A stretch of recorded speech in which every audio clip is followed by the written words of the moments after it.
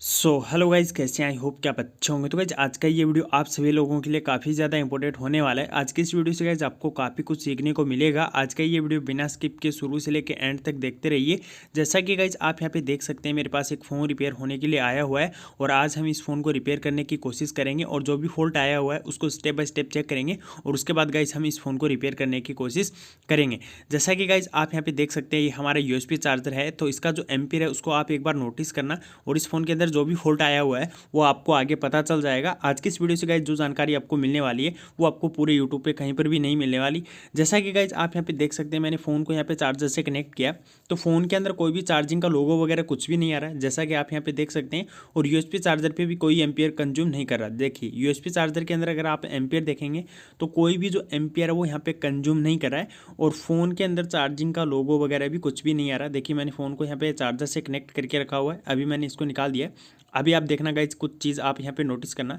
मैं फ़ोन की जो बैटरी है उसको निकाल दे रहा हूँ, ठीक है। निकालने के बाद अभी वापस लगा दिया मैंने, यानी फ़ोन यहाँ पे स्विच ऑफ हो चुका है, ठीक है।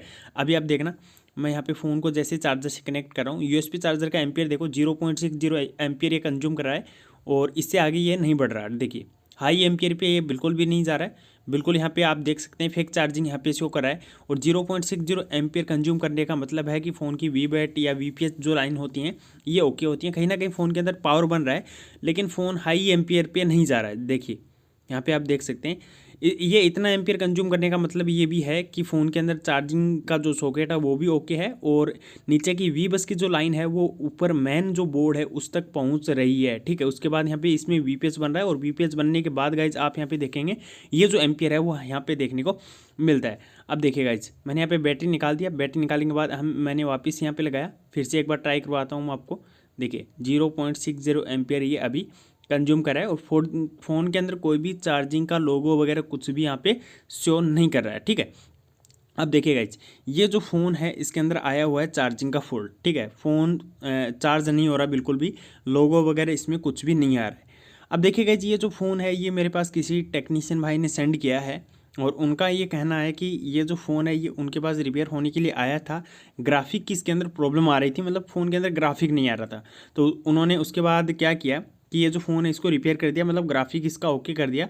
लेकिन उसके बाद गाइज इस फ़ोन के अंदर प्रॉब्लम आ गई चार्जिंग की, ठीक है। पहले कस्टमर का कहना है कि पहले चार्जिंग ओके था लेकिन अभी इसके अंदर चार्जिंग नहीं हो रहा है, ठीक है। मतलब कि फ़ोन पहले ओके था, मतलब सिर्फ ग्राफिक प्रॉब्लम थी इसके अंदर और ग्राफिक ओके करने के बाद, यानी ग्राफिक की जो प्रॉब्लम है उसको सोल्व करने के बाद इसमें चार्जिंग का फॉल्ट आ गया है, ठीक है। तो अपन इसको चेक करेंगे स्टेप बाय स्टेप कि इसका अंदर कहाँ पे क्या फॉल्ट आया हुआ है। अब देखिएगा ये जो फ़ोन है इसका जो मॉडल है वो तो मुझे प्रॉपर नहीं मिला, प्रॉपर इसका जो मॉडल होता है वो मुझे नहीं मिला, ठीक है। मैंने ऐसे ही मतलब एक आईडीसी जो दूसरा बोर्ड होता है उसका स्मेटिक भी देखा, मैंने हार्डवेयर सॉल्यूशन भी देखा। सब कुछ देखने के बाद गाइज मैंने इस फ़ोन को रिपेयर करने की कोशिश की और इसके बाद गाइज इसके अंदर जो फॉल्ट मुझे मिला ना वो मैं आपको यहाँ पे दिखाने की कोशिश करूँगा और इससे गाइज आपको काफ़ी कुछ चीज़ें सीखने को मिलेंगी।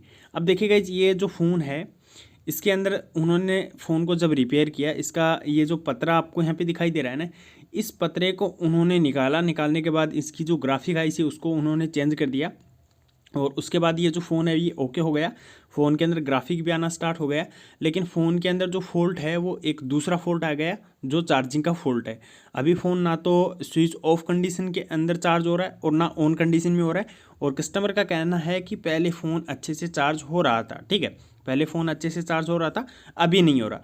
तो अभी इसके अंदर क्या फॉल्ट आया हुआ है इसके बारे में गाइस बिल्कुल मैं अच्छे से आपको यहाँ पे बताने की कोशिश करूँगा। ये वाला जो सेक्शन आपको यहाँ पे दिखाई दे रहा है, देखिए यहाँ से जो पतरा निकाला हुआ है इसी सेक्शन के अंदर गाइज इसका जो फॉल्ट है वो आया हुआ है, ठीक है। कैसे ये फॉल्ट बना और आपको किस बात की ध्यान रखनी है, किन किन चीज़ों का आपको ध्यान रखना है जब भी आप फ़ोन को रिपेयर करें, तो इसके बारे में गाइज आज की इस वीडियो से आपको काफ़ी चीज़ें सीखने को मिलेंगी। तो वीडियो को गाइज आपने अभी तक लाइक नहीं किया तो फटाफट से वीडियो को लाइक कर दीजिए। चैनल को सब्सक्राइब नहीं किया तो सब्सक्राइब करके और नोटिफिकेशन को ऑन कर लीजिए ताकि जब भी हम कोई वीडियो डालें तो उसका जो नोटिफिकेशन है वो आपको कंटिन्यू मिलता रहे। तो चलिए गाइज मैं अच्छे से थोड़ा क्लीन कर लेता हूँ और उसके बाद मैं आपको दिखाता हूँ कि इस फ़ोन के अंदर क्या फॉल्ट आया हुआ है, ठीक है। अभी आप देखना इसके अंदर जो फॉल्ट आया हुआ है ना उसको देख के आपको भी लगेगा कि आपको भी थोड़ी सावधानी बरतनी चाहिए। जब भी आप काम करें तो थोड़ी सावधानी आपको यहाँ पे बरतनी चाहिए। अभी देखिएगा ये ग्राफिक की आईसी आपको यहाँ पे दिखाई दे रही है, ये इसकी ग्राफिक की आईसी है। इसको उन्होंने चेंज कर दिया, फ़ोन के अंदर ग्राफिक आ गया, फ़ोन ओके हो गया है, लेकिन इसके अंदर चार्जिंग का फॉल्ट आ गया है। देखिए ये वाली ग्राफिक आईसी है, यहाँ पे लाइट का सेक्शन भी है। अब आप यहाँ पे देखिए, मैं आपको दिखाता हूँ। ये कनेक्टर मैंने यहाँ पे निकाल दिया है। देखिए कनेक्टर मैं एक बार निकाल दे रहा हूँ, उसके बाद मैं आपको यहाँ पे चेक करवाता हूँ। देखिए कनेक्टर मैं यहाँ पे एक बार वापस लगा देता हूँ और उसके बाद मैं आपको कुछ चीज़ें दिखाने की कोशिश करता हूँ। जब गाइज मैंने इस फ़ोन को मतलब चेक किया तो आपको यहाँ पे ये वाला सेक्शन दिखाई दे रहा है। देखिए ये वाला जो सेक्शन है ये आपको यहाँ पे दिखाई दे रहा है। इस सेक्शन के अंदर अगर आप देखेंगे तो दो कंपोनेंट यहाँ से निकले हुए हैं, ठीक है। एक नीचे कंपोनेंट लगा हुआ था और एक ऊपर लगा हुआ था, ठीक है। दो कंपोनेंट यहाँ से मिसिंग हैं और इसी की वजह से गाइज इस फ़ोन के अंदर प्रॉब्लम आया हुआ है, ठीक है। अभी अपन इसको बिल्कुल लाइव सोल्व करेंगे और जो भी फॉल्ट है इसको रिपेयर करने की कोशिश करेंगे। अब देखिएगा जी, ये ऊपर वाला जो कंपोनेंट यहाँ पे रजिस्टर आपको दिखाई दे रहा है, ये वाला जो रजिस्टर है ये 330K का एक रजिस्टर है। यहाँ पे कौन सा 330K का एक रजिस्टर है और इसके पास में एक रजिस्टर 39K का यहाँ पे और लगा हुआ था और वो पतरा निकालने के टाइम यहाँ से निकल चुका है। और वो निकलने के बाद इसकी जो चार्जिंग है वो डिटेक्शन होना बंद हो गई, मतलब चार्जिंग की जो डिटेक्शन लाइन है वो यहाँ पे ब्रेक हो गई। अब देखिएगा, एक आप यहाँ पे पिन देखेंगे ये ग्राउंड है और इधर वाली पिन पे अगर आप यहाँ पे GR देखेंगे तो यहाँ पे GR मिल रहा है, मतलब एक साइड से ग्राउंड है और एक साइड से GR मिल रहा है। मतलब यहाँ पे एक 39K का रजिस्टर लगा हुआ था और यहाँ पे बना हुआ था डिवाइडेड सर्किट। अब काफ़ी सारे जो टेक्नीशियन भाई हैं उनको ये भी नहीं पता है कि डिवाइडेड सर्किट होता क्या है, ठीक है। डिवाइडेड सर्किट के बारे में अगर आपको नॉलेज नहीं है तो गाइज कमेंट करके बताइए, इसके बारे में जल्द ही आपको एक वीडियो मिलेगी जिसके बारे में गाइज मैं आपको उसमें डिटेल में बताऊंगा कि डिवाइडेड सर्किट क्या होता है। अब आप देखो ये वाला जो रजिस्टर लगा हुआ है ये 330K का यहाँ पे लगा हुआ है, जैसा कि आप यहाँ पे देख रहे हैं 330K का रजिस्टर यहाँ पे आपको नज़र आ रहा है।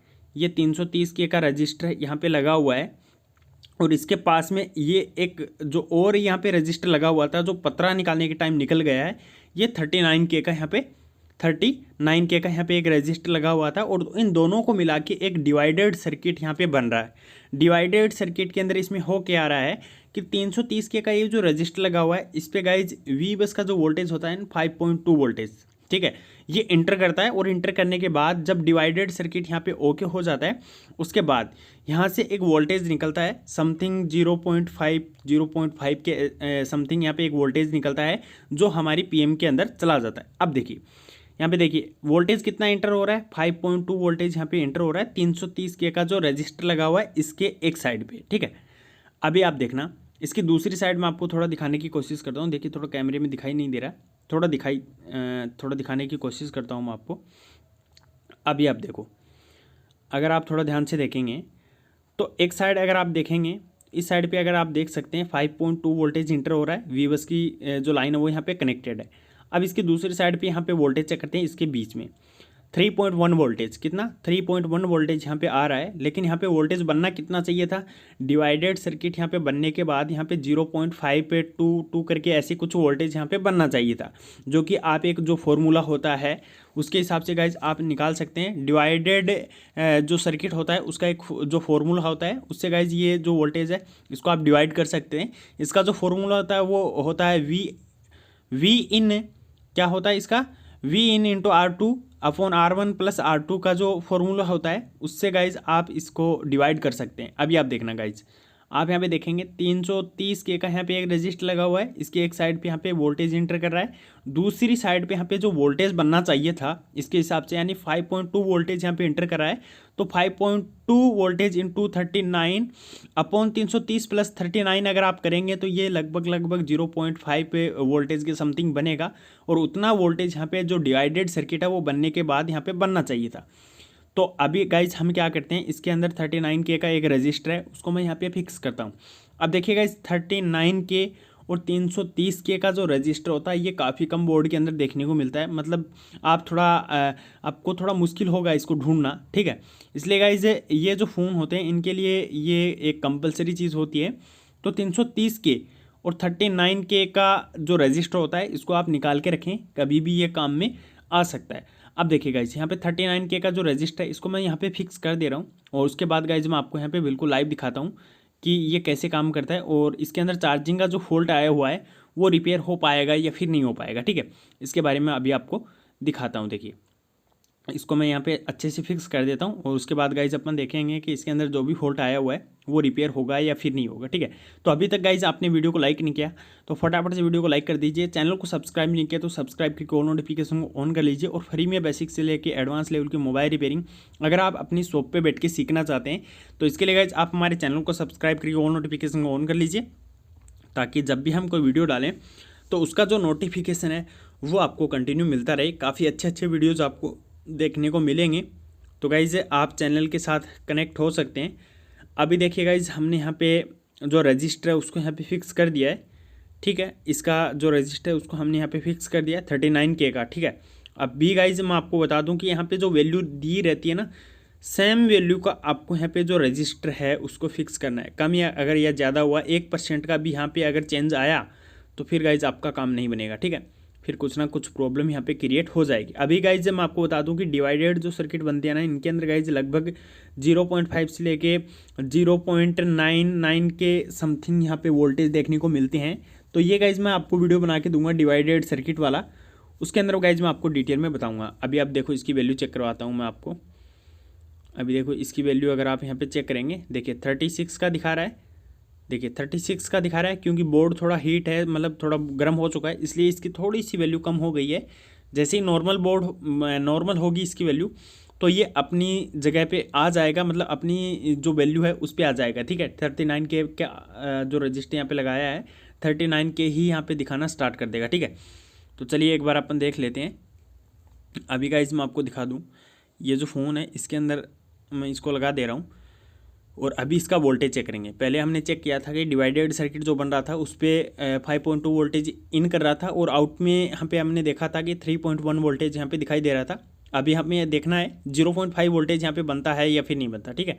देखिए चार्जर मैंने यहाँ पे लगाया, देखिए USB चार्जर पे एक चीज़ नोटिस करना आप, अभी देखना है आप, मैंने बैटरी नहीं लगा रखा है, USB चार्जर पे एक चीज़ नोटिस करना। पहले क्या आ रहा था, बिल्कुल 0 एम्पियर विदाउट बैटरी के और बैटरी इन करने के बाद भी, ठीक है।